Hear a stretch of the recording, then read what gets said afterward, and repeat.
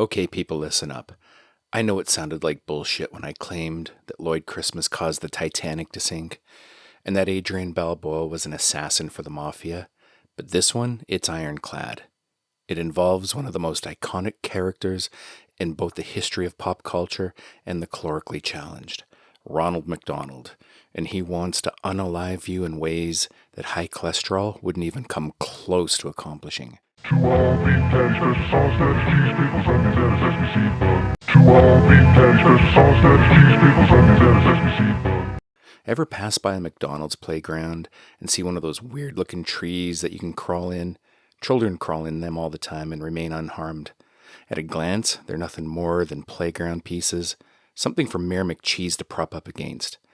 But an adult walks by and hears the faint sounds of what might be someone in distress coming from deep inside of it.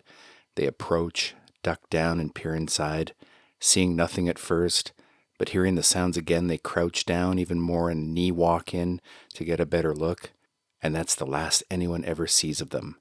And in the bustle and busy of a McDonald's restaurant, nobody notices anyways. You suddenly find yourself in a series of hallways, the color of faded, dull yellow with fluorescent lights lightly buzzing overhead, and the faint but definite odor of cooked hamburgers left under the hot lamp for 5 hours. You're in the back rooms, the McDonald's level, and it's ruled by an entity that is so full of disgust at the very sight of you that it's prepared to grant you eternal life and torture you by stalking and chasing you and putting you out of your misery by eventually capturing you. The hallways, never ending but never arriving anywhere either, refuse to echo your own voice back to you when you call out for help. It's as though you're standing in front of a soundproof wall and your voice hits it with a dull thud before ceasing to exist. Up ahead, at a point where the halls converge into a T intersection, you see a shadow loom across the wall and then distort into a weird polygon as whomever was casting it has shuffled down the hall with all the vitality of an ungainly uniped. Filling with hope that you don't fully trust, you follow, and rounding the corner you see the shape for a split second in a flash of red and yellow as it turns left down another hallway, and back over your shoulder, somewhere off in the muffled distance, you hear the screams from something you're not entirely sure came from a human being. Did you ever wonder why McDonald's rather unceremoniously halted use of its beloved clown as its global mascot?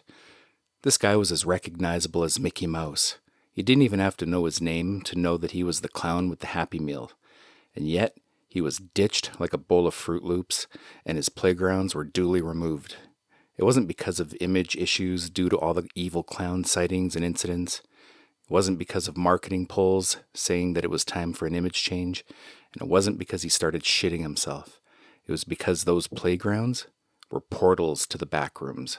And Ronald McDonald was the ruler and pace setter for every instance of terror you'd feel for the rest of your life once you entered.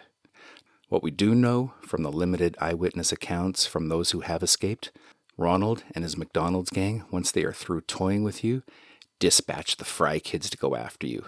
They swarm you, their giant eyeballs gaping at you. From behind them, you hear more approaching, and you're held down by the Hamburglar and Captain Crook. Officer Big Mac produces a large Persian dagger from under his belt, and he slices into your belly. Long, deep sawing motions until the contents of your stomach begin to expose.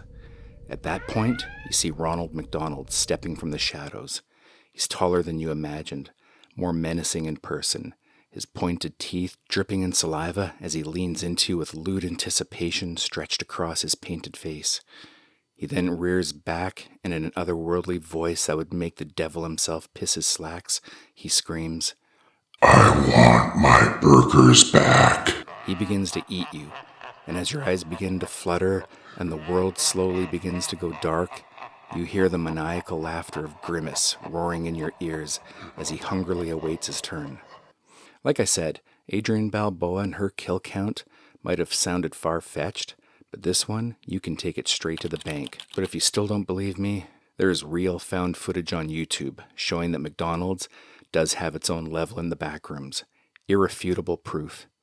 And if you ever happen to run across an old McDonald's that still has one of those playgrounds with the trees, don't go inside. But if you put your ear real close, you too will hear the faint sounds of the McDonaldland gang as they hunker down for another meal.